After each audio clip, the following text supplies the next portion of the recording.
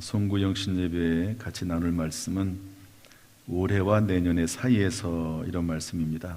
따라서 합시다. 올해와 내년의 사이에서. 1년 364일은 오늘과 내일의 사이에 있습니다. 그런데 1년에 딱 한 번, 그날은 오늘과 내일 사이에 있지만 올해와 내년의 사이에도 있는 것이죠. 1년에 딱 한 번 있는 날이 오늘입니다.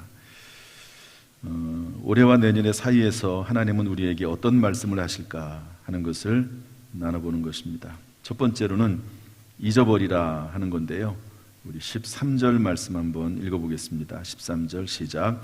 형제들아, 나는 아직 내가 잡은 줄로 여기지 아니하고 오직 한 일, 즉 뒤에 있는 것은 잊어버리고 앞에 있는 것을 잡으려고. 잊어버리라 하는 것입니다. 얻은 것, 잃은 것, 잡은 것, 심지어 예수 믿기 이전에 유익했던 것을 해로운 것으로 여기고 배설물같이 여기라고 말씀하고 있습니다. 예수 없는 이력, 그것은 다 헛된 것이죠. 사도 바울은 가말리엘의 문화에서 공부했고 할례를 받았고 히브리인이고 바리새인입니다. 당시의 최고의 엘리트지요. 그러나 예수 그리스도 믿기 이전에 가지고 있었던 이력들이고 그런 것들은 다 헛된 것이다고, 배설물, 똥과 같은 거다, 그렇게 표현을 했습니다. 예수 없는 봉사, 예수 없는 수고, 예수 없는 열심, 예수님과 무관한 그런 열심들은 다 헛되다고 말씀하고 있습니다. 물론 잊어서는 안 될 것들이 있죠. 뭘까요? 하나님의 살아계심, 잊어서는 안 됩니다. 여러분, 하나님이 지금도 살아계셔서 우리와 함께 하시는 줄로 믿습니다. 또한 예수 그리스도를 믿음으로 의롭다 여김받은 것, 절대로 잊을 수가 없는 것이죠. 로마서 4장 5절 말씀 보면 이를 아니할지라도 경건하지 아니한 자를 의롭다 하신 이를 믿는 자에게는 그의 믿음을 의로 여기시나니. 여러분, 저와 여러분이 구원받은 것은 일을 해서가 아니고 경건해서도 아니고 오직 예수 그리스도를 믿는 믿음 때문에 의롭게 여김받는 줄로 믿습니다. 또한 하나님과 교회를 위해서 수고하고 헌신한 것, 그에 대한 상급, 이것을 잊어버리면 안 되지요. 우리가 주님을 위해서 수고하는 것들 하나님이 반드시 이 땅에서 또 하나님 나라에서 상급으로 갚아주실 줄로 믿습니다. 그러나 믿음 안에서 의지적으로 잊어버려야 될 것이 있다는 겁니다. 그것은 뭐냐? 이미 종결된 것. 따라서 이미 종결된 것. 여러분, 밧세바와 다윗이 밧세바와 간음하지요. 불륜을 저질렀습니다. 참 다윗 같은 사람도 그런 실수를 범합니다. 그때 마음에 엄청난 갈등을 가지고 있을 때 나단 선지자가 찾아와서 책망하지요. 왕임에도 불구하고, 막강한 절대 권력을 가진 왕임에도 불구하고 그 나단의 책망을 받아들이고 그리고 회개합니다. 그런데 나단 선지자를 통해서 다윗에게 말하기를, 네가 회개했기 때문에, 하나님 앞에 죄를 깨끗이 인정했기 때문에 너의 생명은 하나님이 취하지 않겠다. 그러나 그로 인해서 너의 갓 태어난 아이는 죽을 것이다. 그래서 그 선언을 듣고요, 다윗이 금식하면서 기도합니다. 그러나 7일 만에 죽죠. 그때 신하들이 다 웅성웅성거립니다. 아들이 살았을 때도 다윗 왕이 저렇게 금식하면서 울었는데 아들이 죽었으니까 이제 큰일 났다. 그러나 다윗이 그 순간 그 낌새를 알아차리고요, 툴툴 털고 일어납니다. 물어보지요. 아니, 아들이 살았을 때는 그렇게 울며 금식하더니 아들이 죽었는데 왜 그렇습니까? 그랬더니 뭐라고 말하죠? 내가 금식하고 하나님 앞에서 운 것은 혹시 하나님께서 그 아들을 살려주실까 해서 울었는데, 기도했는데, 금식했는데 이제 그 아들이 죽었으니 그 아들이 나에게 올 수는 없다. 내가 그 아들에게 갈지언정 그 아들은 나에게 올 수 없다. 그러면서요, 깨끗이 잊어버립니다. 이미 끝난 것은 잊어버리는 거예요. 한번 따라합시다. 이미 종결된 것은 잊어버린다. 여러분, 지난 1년 동안 있었던 일들 중에서 이미 끝난 문제가 있습니까? 그러면 그것 가지고 너무 연연히 하지 마십시오. 언제까지 그것을 끌고 가겠습니까? 끝난 것은 잊어버리실 수 있기를 성령께서 우리의 마음을 망각의 은혜를 주셔서 이미 종결된 것은 무엇이든지 간에 잊어버릴 수 있기를 주님의 이름으로 축복합니다. 하나님의 섭리 안에 있는 것도 잊어버려야 됩니다. 여러분, 성경에 나와 있는 요셉이라고 하는 분이 있죠. 형들에게 팔려서 13년 동안 종살이하고 옥살이합니다. 억울한 일을 당하죠. 그런데 나중에 애굽의 총리가 돼가지고요, 형들을 다시 만나게 됩니다. 최강대국의 총리가 됐기 때문에 형들에게 복수할 수 있습니다. 그런데 형들이 다 두려워 떨고 있을 때 뭐라고 말하죠? 형들에게 위로합니다. 내가 여기에 온 것은 형들이 나를 이곳으로 보낸 것이 아니고 하나님께서 나를 보내셨다. 하나님께서 형들을 살리고 형들의 가족들을 살리고 부모를 살리기 위해서 나를 보내셨다. 이렇게 말씀하십니다. 이해가 안 되는 말 중에 하나죠. 그러나 하나님의 관점으로 바라보는 시각이 요셉에게는 있었습니다. 지난 1년 동안 이해가 안 되는 일이 있습니까? 너무너무 억울하고 속상하고 괴로운 일이 있습니까? 그것을 하나님의 관점으로 한번 보십시오. 이 안에 혹시 어떤 하나님의 섭리나 계획은 있지 않았는가? 하나님께서 이 일을 통해서 무언가 나에게 하셨던 말씀이 있지는 않은가 하는 것들을 생각하면서, 여러분, 그것이 하나님의 섭리 가운데 있는 일이라고 하면, 여러분, 2021년을 보내고 2022년을 맞이하면서 그런 것들은 단호하게 끊어버리고 잊어버릴 수 있는 그런 은혜가 있기를 주님의 이름으로 축복합니다. 또한 우리가 잊어버릴 것은 뭐냐면요, 용서받은 죄는 잊어버려야 됩니다. 이사야서 43장 25절에 보면 이렇게 되어 있습니다. 나 곧 나는 나를 위하여 내 허물을 도말하는 자니 내 죄를 기억하지 아니하리라. 따라합시다. 내 죄를 기억하지 아니하리라. 하나님이 하시는 말씀이거든요. 하나님께서 말씀하시기를 너의 죄를 내가 기억하지 않겠다 말씀하고 있습니다. 현장에서 가늠하다가 잡혀온 여인이 있습니다. 다른 사람들은 다 돌로 쳐 죽이라고 말을 하는데 그때 예수님께서 죄 없는 자가 먼저 돌로 치라고 말씀하지요. 그랬더니 나이가 많은 사람부터 돌을 내려놓고 다 떠나갔습니다. 예수님께서 물어보시죠. 너를 정죄한 자가 없느냐? 예수님, 아무도 없습니다. 뭐라고 말씀하시죠? 나도 너를 정죄하지 아니하노니 가서 다시는 죄를 범하지 말라. 따라합시다. 나도 너를 정죄하지 아니하노니. 여러분, 예수님도 정죄하지 않는 일을, 예수님도 죄 있다고 꾸짖지 않는 일을 스스로 꾸짖지 마시기를 바라요. 예수 그리스도 앞에 죄를 내려놓고 죄를 고백하고 그 죄를 끊어버릴 수 있도록 도와달라고 요청한 다음에, 여러분, 그 죄를 하나님 앞에서 깨끗이 잊어버리고 망각할 수 있는 은혜가 있기를 주님의 이름으로 축복합니다. 제가 지난번 설교할 때 사과를 줄까 말까 그렇게 얘기를 했어요. 송구영 신예배 때 하면은 다 될 것 같아서 제가 사과를 준비했습니다. 사과에는 두 가지 의미가 있습니다. 하나는 과일로서 사과고요. 또 하나는 apology, 영어로 스스로 인정하고 용서를 구하다, 이런 내용인데요. 우리 한번 사과를 일단 하나씩 받으시죠. 준비하신 분들이 하나씩 사과를 좀 나눠주시고요. 지금 먹으면 안 됩니다. 제가 이것을 드리고 싶은 마음이 생겼어요. 그 이유는 지난 1년간 혹시 제가 설교 중에 여러분 마음 상한 것 있으면 용서해 달라고 사과를 드리는 겁니다. 제가 설교를 할 때 지난 1년 동안 누구를 표적 삼아서 미워함으로 설교한 적이 없습니다. 그러나 혹시 마음에 상처로 남아있는 것 있으면 용서하시기를 바라요.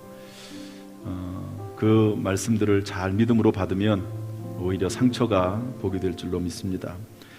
그 외에도 코로나로 인해서 내가 조금 더 제가 열심히 내지 못했던 것, 소홀했던 것, 그런 것을 혹시 여러분들이 느꼈으면 용서해 주시기를 바랍니다.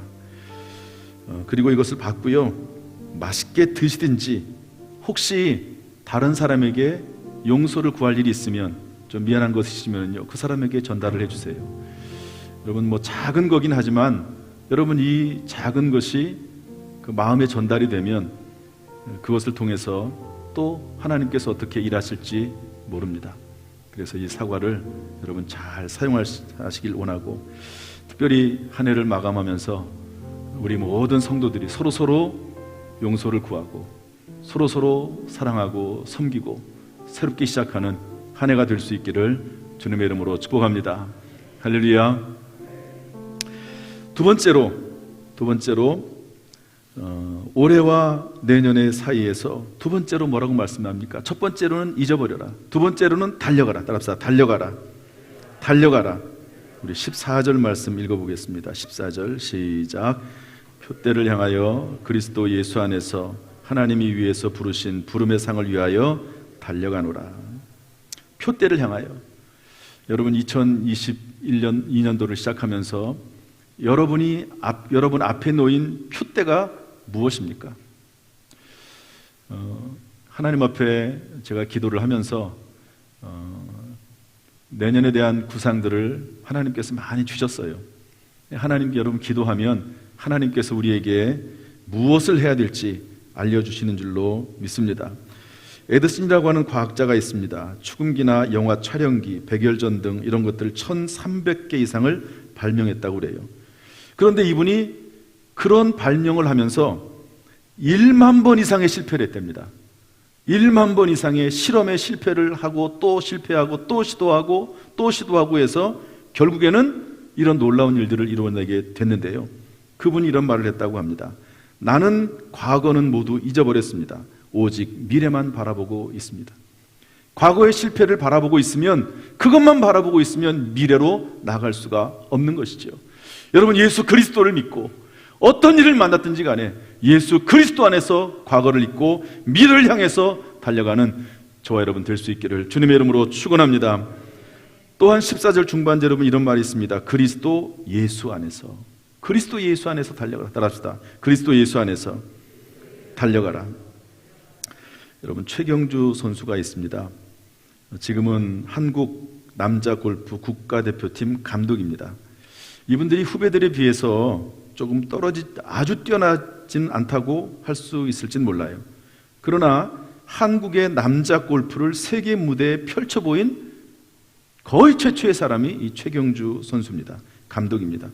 최근에도 2021년도에 퓨어 인슈어런스 챔피언십에 우승을 할 정도로 계속해서 노력하고 끊임없이 지금도 노력하는 선수가 또 감독이 최경주라고 하는 분인데요.